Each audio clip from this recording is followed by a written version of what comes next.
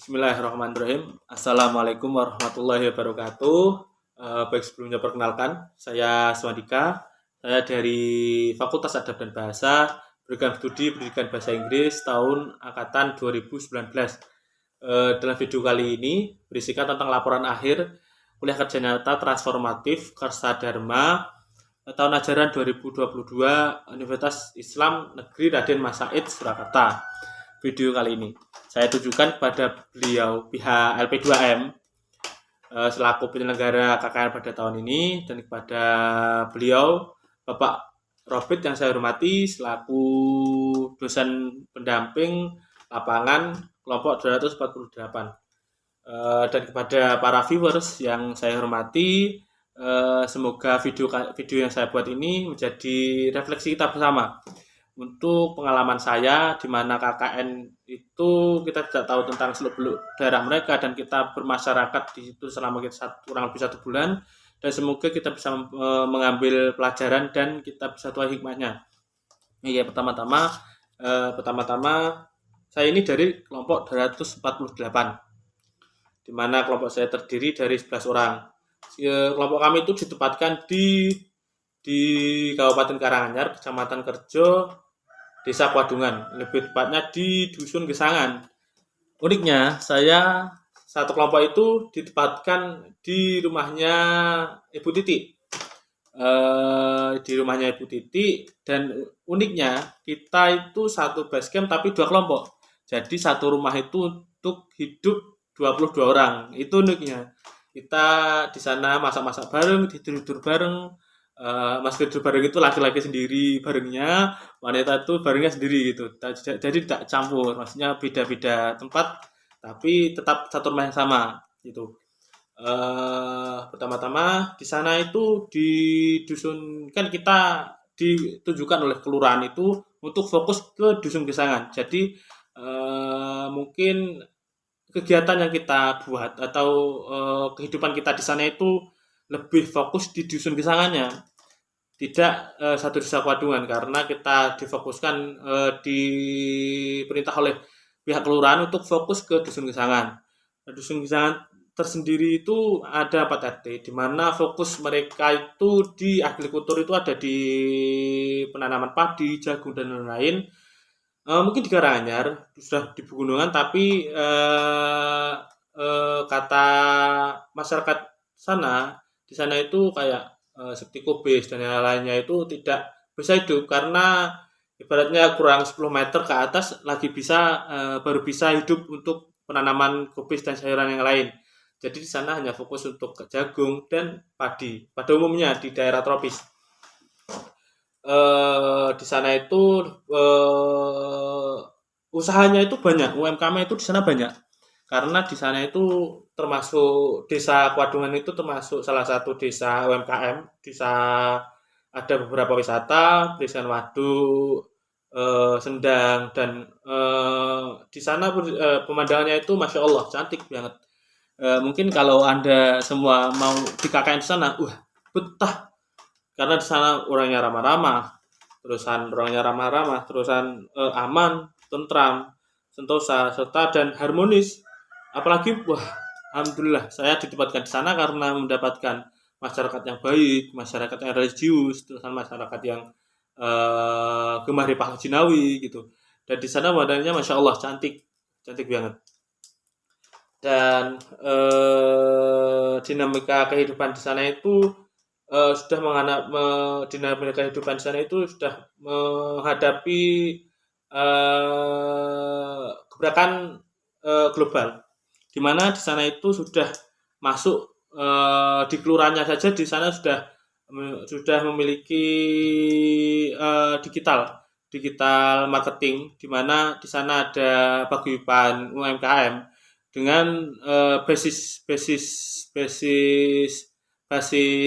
pengoperasiannya itu dengan komputer. Jadi pelayanan di sana sudah memakai komputer, memakai OS atau memakai sistem. Jadi tidak hanya tulis tapi dengan sistem komputer yang sudah canggih lah ibaratkan.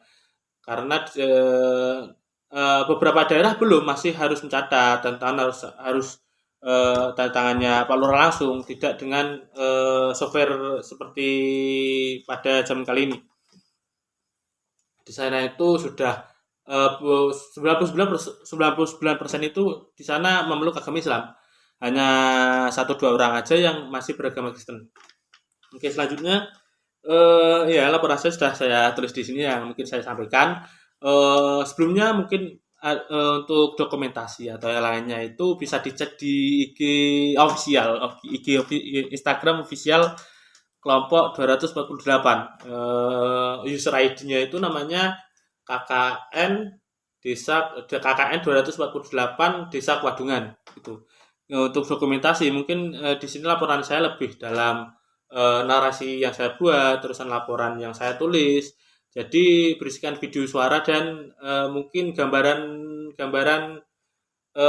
lebih tepatnya gambaran yang saya sampaikan itu bisa dicek di IG official kelompok kami gitu. Terusan di sana itu persoalannya itu mungkin lebih ke beberapa pemuda itu masih kurang kreativitas, terusan kurangnya minat membaca. Jadi saya itu anak-anak itu mungkin hampir sama dengan daerah-daerah yang lain. Minat bacanya itu kurang, lebih suka bermain gadget dan yang lain-lain. Terusan di sana itu banyaknya buruh karena sektor pertanian dan yang lainnya itu mungkin difokuskan orang-orang yang sudah usia lanjut. Karena untuk pemuda-pemuda di sana itu pemuda-pemuda di sana itu pekerjaannya kurang lebih kalau tidak buruh ya kuli bangunan. Kalau enggak di UMKM-nya itu sendiri. Jadi mungkin potensi di dusun Gesangan itu yang dimiliki itu mungkin UMKM. UMKM di sana itu menjamur, seperti UMKM-nya itu ada beberapa, sangkar burung, buat sangkar burung, di mana pekerjanya itu masih orang muda-muda, bukan eksploitasi anak loh ya ini, tapi remaja-remaja, di mana itu untuk mengisi waktu luang, apalagi pasca kemarin COVID yang merembak, jadi kan banyak yang kuliah daring, kan otomatis ibaratnya gabut lah ya di rumah.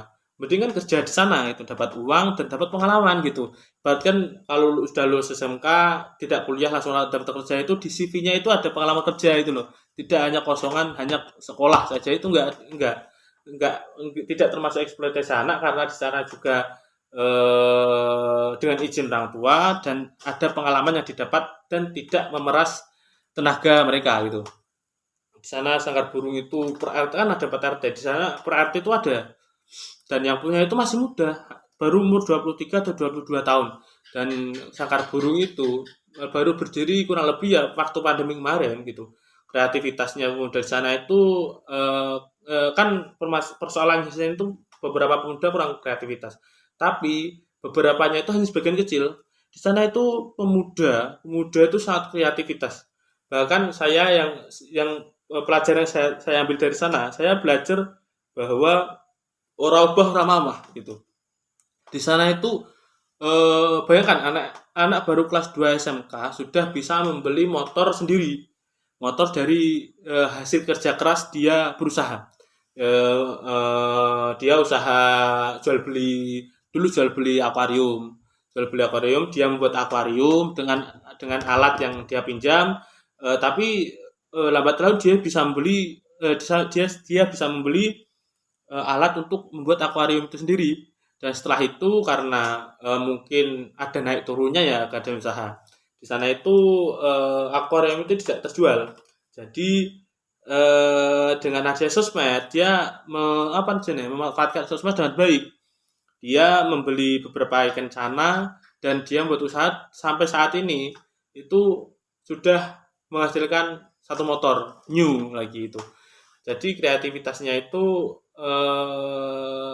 sangat saya acungi jempol karena tidak banyak pemuda yang seperti itu gitu. Mungkin yang lainnya itu potensi di sana itu kalau tidak reok di sana itu sangat menjamur tradisi reok karena beberapa di desa khususnya di desa Kwadungan itu semua dusun itu mempunyai reok komunitas reok sendiri. Jadi setiap mungkin 2 bulan sekali atau 3 bulan sekali itu ada pertunjukan reok yang dimana dibuat HTM, tiket masuk kayak gitu. Jadi itu termasuk sebagai sumber kehidupan sana juga. ada latihan setiap malam Jumat atau tidak, atau beberapa desa berbeda soalnya. Itu yang lainnya itu voli. Olahraga voli itu ada, saya sempat beberapa kali ngopi di rumah warga daerah sana, lebih tepatnya di rumah pemuda daerah sana. Katanya itu voli itu sangat digemari di daerah sana karena sebagian karena sepak bola itu banyak, tapi di desa yang lain, bukan di desa Kwadungan, tapi kalau di desa Ngesangan itu volinya sangat maju karena juga ada 2-3 orang yang menjadikan voli itu sebagai tulang punggung kehidupan mereka itu. Yang lainnya itu sudah mungkin potensi dari di sana itu ya dari agrikultur itu, tapi ada di sana itu juga ada tanam berambang atau bawang merah di sana itu. Beberapa juga di sana sangat kreatif tentang UMKM khususnya, dan beberapa pemuda itu sudah mulai usaha atau mulai menanam bawang merah karena kelonjakan harga bahan pokok sekarang sudah naik terus-menerus kan, turun naik. Jadi kan kreativitas sana itu karena padi turun terus, jadi mengolah otak, beberapa pemuda di sana mulai menanam bawang merah dengan pinjaman dari dana kas desa itu.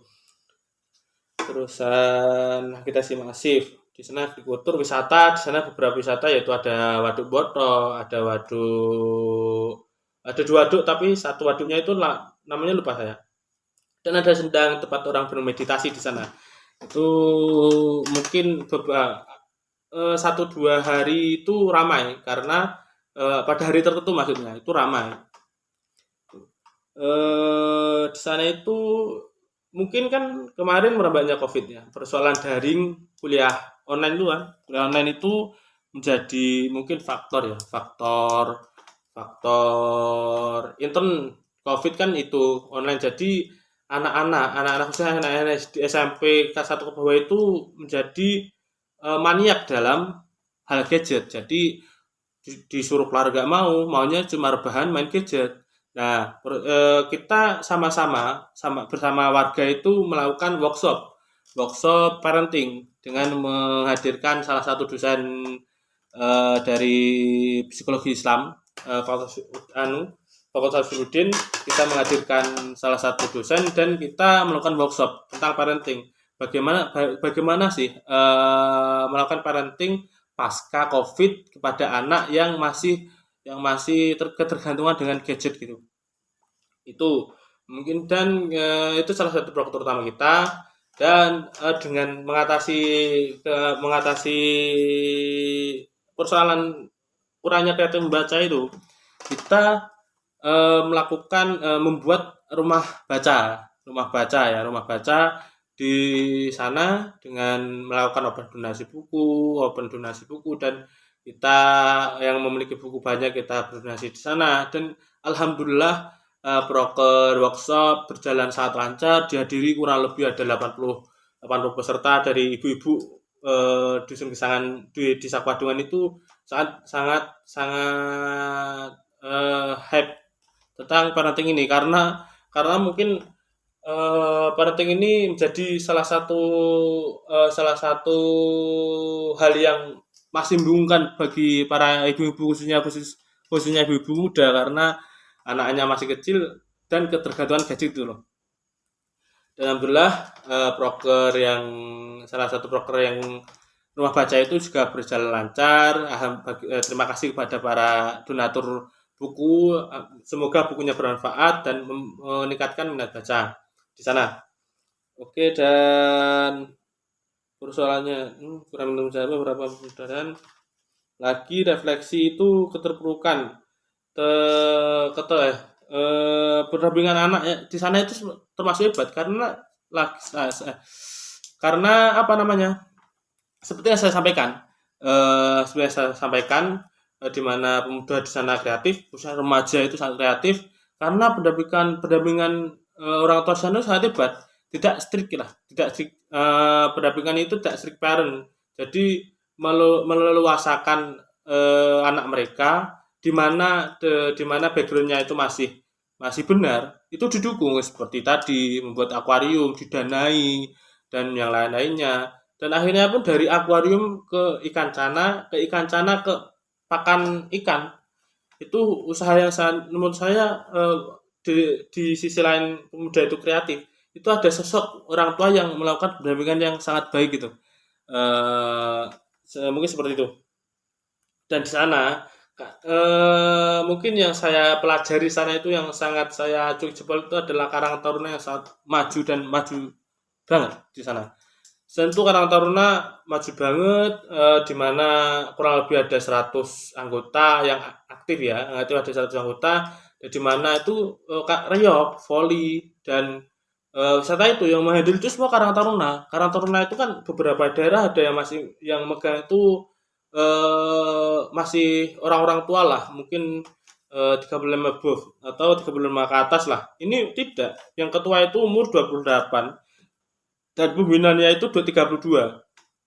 Dan yang paling anggotanya itu paling tua itu 27 tahun di sana. Itu jadi pemuda-pemuda di sana itu sangat kreatif. Riok yang memainkan semua alat musik itu adalah orang-orang pemuda dan anggota-anggotanya itu sangat kreatif. Voli itu termasuk voli itu apa jenis pemuda asli di Sasana, wisata yang menghandle di Karang Taruna di Sasana. Jadi Karang Taruna di Sasana pun sangat kreatif sekali. Mungkin itu kali ya proker-proker kita. Oh ya, satu lagi.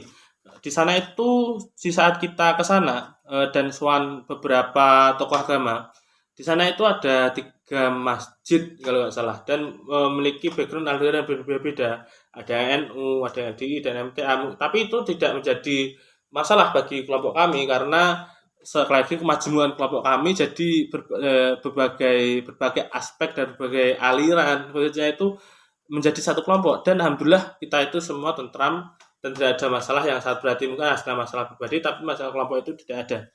Dan di sana saya kaget karena di sana itu tidak ada namun berhenti gitu.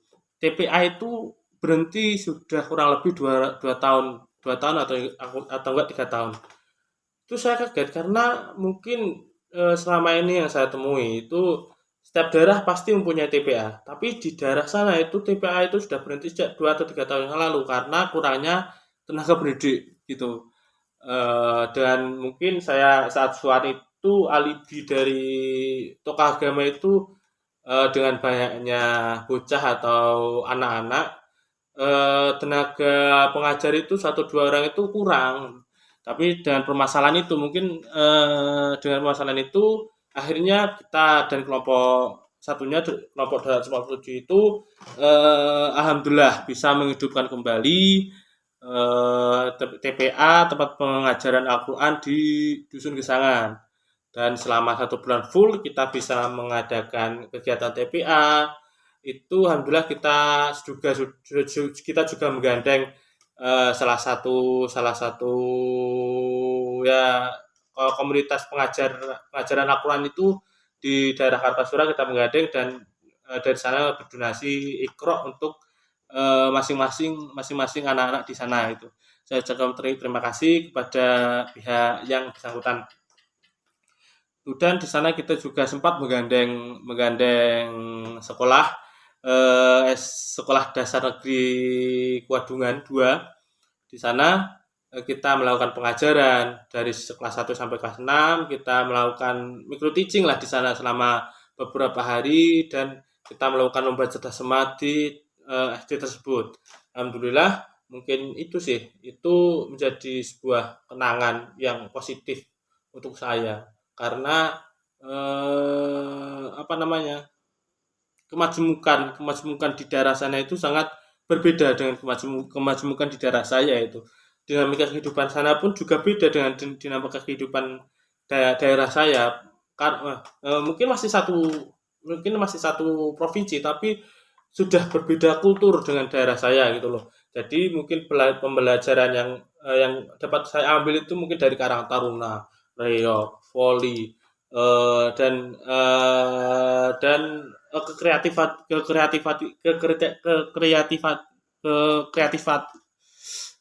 kreativitas dari pemuda-pemuda di sana itu lah. Ini saya lakukan mata video karena mungkin untuk biar tidak ada pengulangan, tidak ada editing, saya melakukan mata video itu. Jadi tidak akan saya foto, mungkin itu bloopersnya di dalam gitu loh.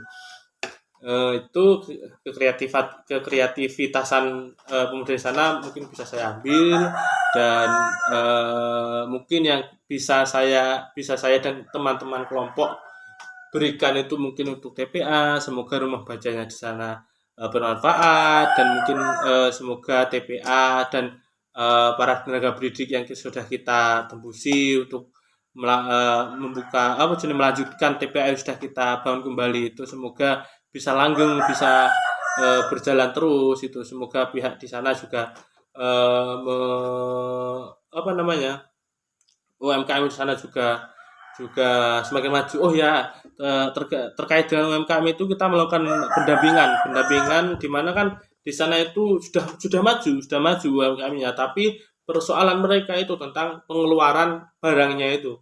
Mungkin penjualan itu tidak ada store. Saya itu melakukan penjualan online dan titip di toko-toko wisata itu. Mungkin ada keripik gedang, ada keripik Garut, ada keripik tempe, terus ada kue-kuenan, donat-donatan, snack-snackan, dan di sana juga ada sarang burung itu. Itu persoalannya itu di pengeluaran barang. Jadi kita melakukan pendampingan dalam jual online seperti TikTok Shop yang saat ini viral, dengan Shopee, Tokopedia dan lain-lain. Jadi kita mengajarkan bagaimana atau kita melakukan affiliate, dan beberapa di sana UMKM di sana sudah paham dengan apa toh Shopee, bagaimana toh Shopee pengerjaannya. Tapi tapi pemasannya itu di adminnya itu. Dan akhirnya kita juga melakukan workshop tentang bagaimana menjadi admin dan yang lain. Ada admin yang tidak selalu harus online gitu, karena kita bisa memanfaatkan bot yang sudah dibuat oleh Shopee dan TikTok Shop itu sendiri. Jadi kita melakukan pendampingan tentang jual online, tentang Shopee, TikTok Shop dan lain-lain pada UMKM yang ada di sana gitu. Dan mungkin kesan saya itu sangat amazing, sangat wonderful, menakjubkan pengalaman di sana, karena mungkin pengalaman satu kali seumur hidup yang saya dapat ini, dan banyak sekali pelajaran. Semoga apa yang kita berikan ke khususnya di dusun Kuadungan itu dapat bermanfaat dan dapat langgeng seterusnya. Dan semoga apa yang saya ambil bisa saya praktekkan di daerah saya sendiri itu. Mungkin seperti itu. Saya ucapkan terima kasih yang sebesar-besarnya kepada kecamatan, Bapak Camat Kecamatan Kerjo, Bapak Lurah Joko Sujono yang sudah welcome dan sudah melakukan pendampingan di sana. Luar biasa, selalu menengok kami, selalu memberikan kita motivasi. Semoga motivasi di mana agar kita di sana biar betah dan yang lain-lainnya.